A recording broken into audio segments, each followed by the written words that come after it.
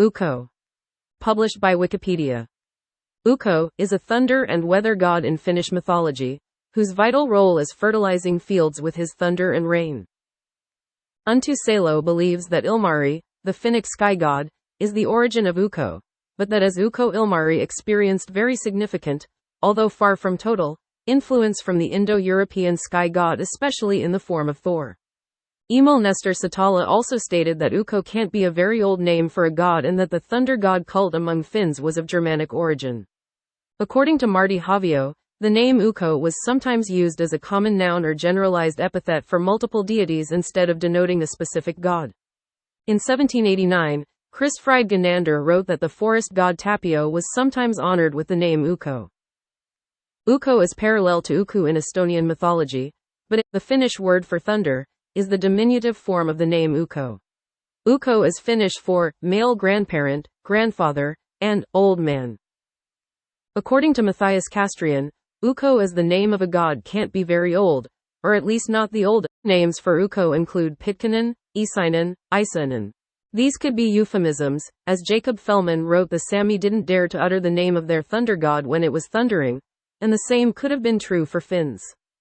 Forest Finns used the euphemisms Ilkainen and Ilikainen, meaning something or someone who is above. Oldest mentions of Ukko were by Michael Agricola in 1551, who described the Yukon Vaka festival. It is unclear what he meant by the lines Quin Rani Yukon Nami Harski, Jalasti Yukoi Pojasti Parski, Se Sisanoi Ilman Yawud Hen Tulan.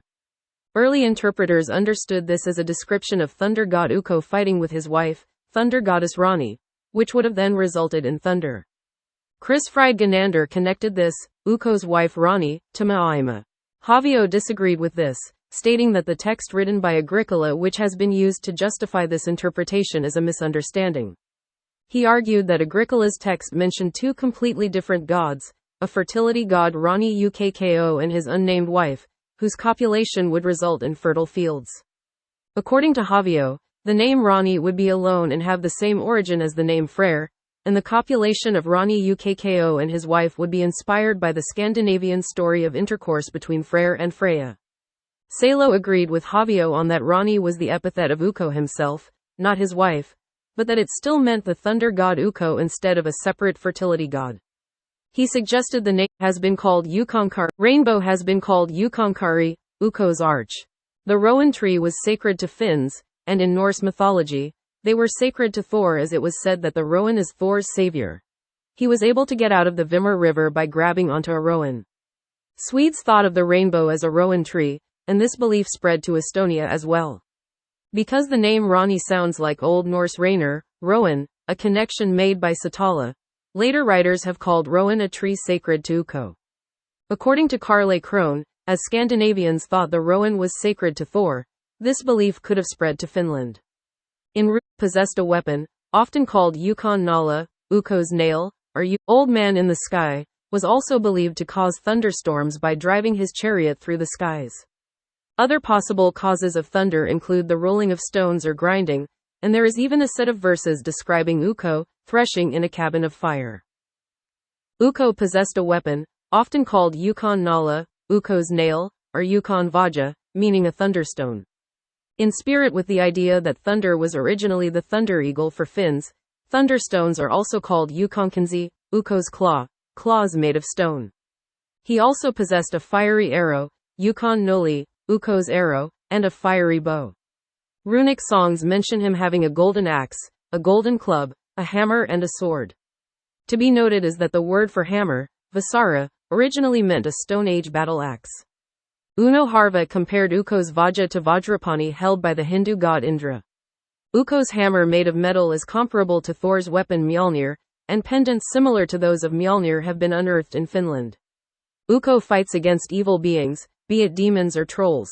Similar beliefs have been recorded from Estonia, as during thunder, God is thought to strike evil spirits or Vanapagan. The ladybird was also considered sacred to Ukko and called Yukonlima, Ukko's cow. The Finnish name of the great mullen is Ukonchalikukka, possibly named after Ukko. Festivals dedicated to Ukko.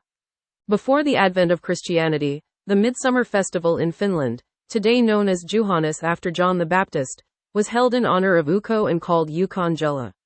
This tradition carried to the 19th century. Also dedicated to Ukko were the Vakajalat, also known as Yukon Vakat or simply Vakat. Vakas were commonly held in May, coinciding with the spring sowing. During Vakas it was customary to consume or otherwise offer a container or some other vessel of an alcoholic beverage or food as sacrifice. It appears that often the festival was held in the community's sacred grove or hisi, where an animal sacrifice was sometimes also performed as part of the same festival. This ceremony was believed to guarantee good weather for the coming year and thus a good harvest. It appears that the Vaka tradition was rather lively.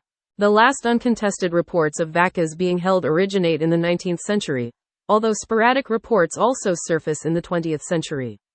The festival is also mentioned by the Finnish reformer Michael Agricola in his account of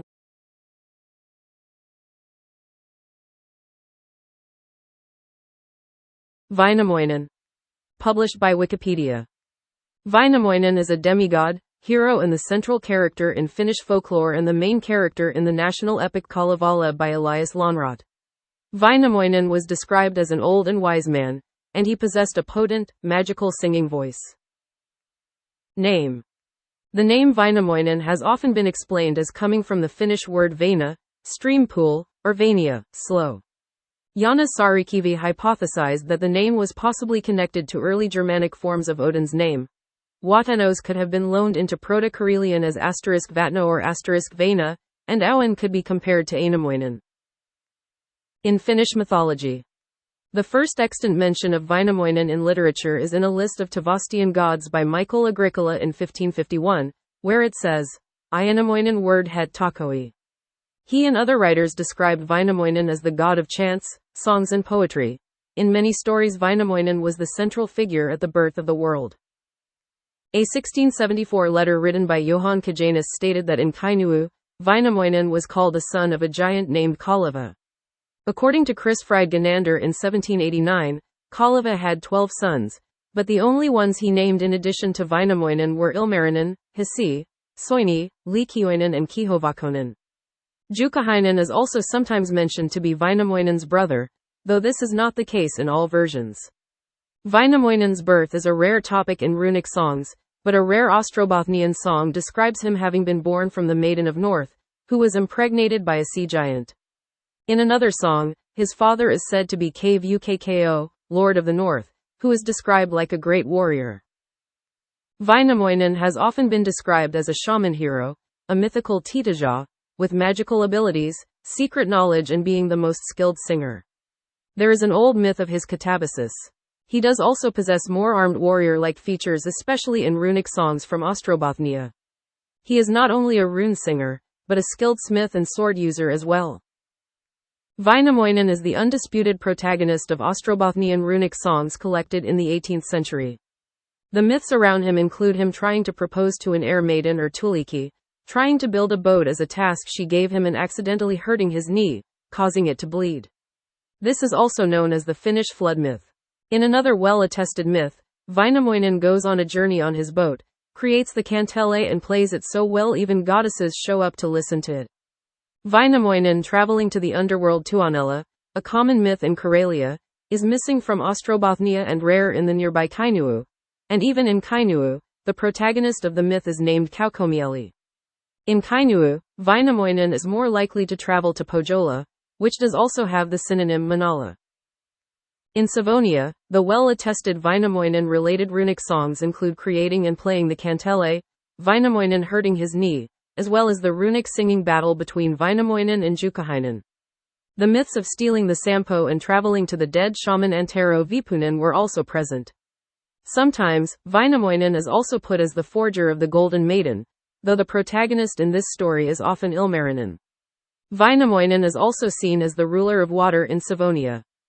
Vainamoinen is often set as the protagonist of a myth where he communicates with the dead shaman Antero Vipunen by talking to him at his grave, traveling to the underworld to meet him, or being swallowed by him, in order to gain knowledge of specific magic words he is missing.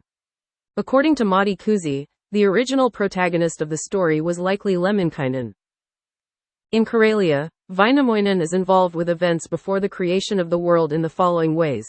He is shot down into the sea by an enemy where he lies with his knee on the surface. A bird lays an egg on Wainamoinen's knee, and when Wainamoinen moves it, the eggs fall down and break, forming the earth and the sky. Wainamoinen's element is water, and he is widely connected to it in many regions. When he lies down in water in Karelian runic songs, he also forms the shapes of the bottom of the sea. In all of the above-mentioned regions, Wainamoinen defeats Jukahainen in a runic singing battle with his superior knowledge over the events in the beginning of the world. After all, it was Wainamoinen himself who formed the bottom of the sea, set the stars on the sky and created mountains. Jukahainen, younger and thus less knowing, only remembers that these things had happened but didn't make them happen himself. Wainamoinen proceeds to sing Jukahainen into a bog or cold water, which symbolize a path to the underworld. In a myth where the sun has been captured and hidden, Wainamoinen tends to play a crucial part. While there are multiple different versions of the myth where the hero candidates range from Jesus to a smith's maiden, in Kainuu, the sun and the moon were imprisoned in a rock and were released when Wainamoinen was forging. In border Karelia, Wainamoinen allowed the sun to shine after catching it from top of a pine tree. In Ingria, son of God resurrects Wainamoinen and asks where the sun and the moon are, or he travels to Pohjola, where mistress of Pohjola shows him to Wainamoinen's grave and he digs him up to ask the question. In addition to his heroic acts, Wainamoinen is unlucky with some of his other efforts. He is often described as not being successful with fishing or courting. He says an old person should not try to marry a young person, based on his own failures. He cries when hurting his knee or falling into the sea, the latter to which mistress of Pohjola remarks it as unusual to hear an old bearded hero sighing. He is sometimes said to be blind. In the medieval runic song Wainamoinen's Judgment, a child who was born through a virgin birth from Marjata accuses Wainamoinen of incest with his mother. The latter part is, according to Karle Krohn and Uno Harva, influenced by the ideas present in Sampsa Pellavainen's story.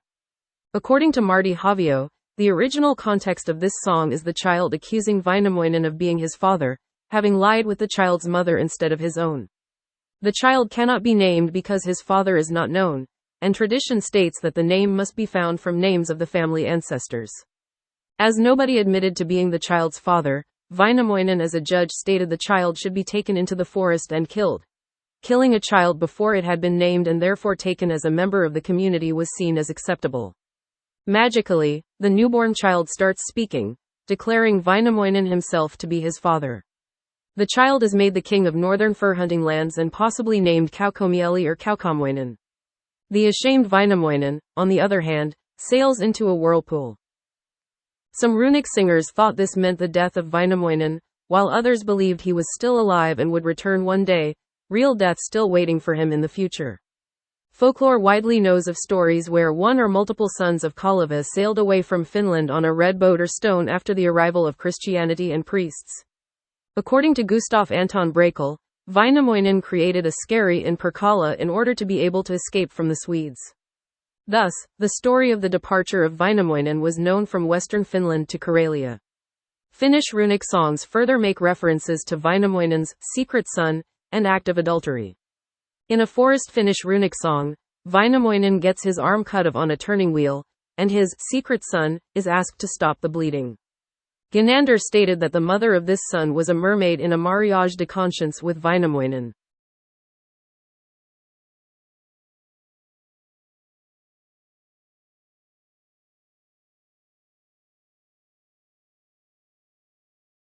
Titaja. Published by Wikipedia. Titaja is a magically powerful figure in traditional Finnic culture, whose supernatural powers arise from his great knowledge. Roles.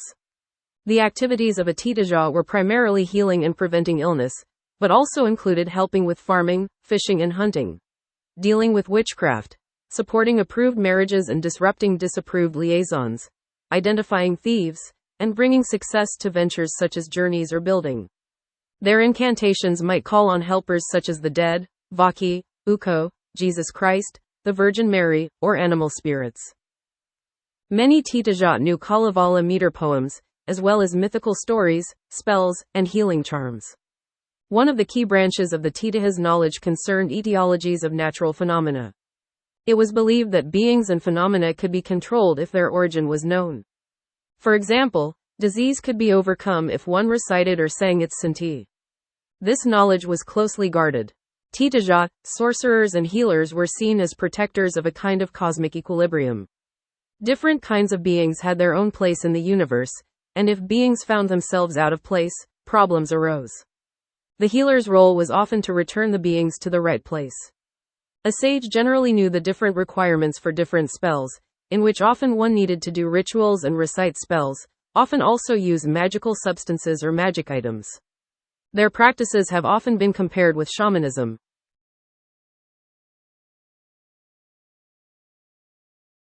Sinti. Published by Wikipedia. Sinti is an important concept in Finnish mythology.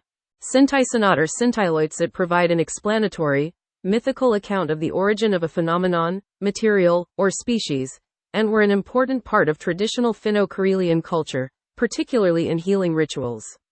Although much in the Finnish traditional charms is paralleled elsewhere, the role of etiological and cosmogonic myths in Finnic tradition appears exceptional in Eurasia. The major study remains that by Karle Krohn, published in 1917. Meanings of Sinti. The term Sinti is used in this article and in a range of scholarship as a genre label, but it had a wide variety of meanings. Sinti transparently derives from Sintia and means birth, origin, etiology, and so forth. Its meanings can be literal and mundane, but it was also used in traditional poetry with a range of more numinous meanings, varying according to region, genre, and time. Thus in Kalevalaic poetry, Sinti can also denote the mystical power of a titaja. It can be a synonym for God, or creator, or it can denote other divine power whose source was more abstract. In Karelian lament poetry, the plural sinit and more especially its diminutive dialect form Sinti set were important terms, found used of divine powers, the abode of the dead themselves, and even icons. It has been suggested that these usages are a loan translation from Russian rod and rodatelli, which are used in similar ways and have an etymological connection with birth. The term Sinti is used with varying degrees of specificity to denote poems within a wider body of Finnic incantations, a poem within which might also be referred to as a formulas, luku, sonat, or versi. Use of Sinti poems. Knowing Sinit was a characteristic branch of knowledge for traditional healers, known as titajat. It was believed that knowing the origin of things made it possible to exercise control over them. Healing spells might, for example, include words like Kaila Tunnen Sinti Masi.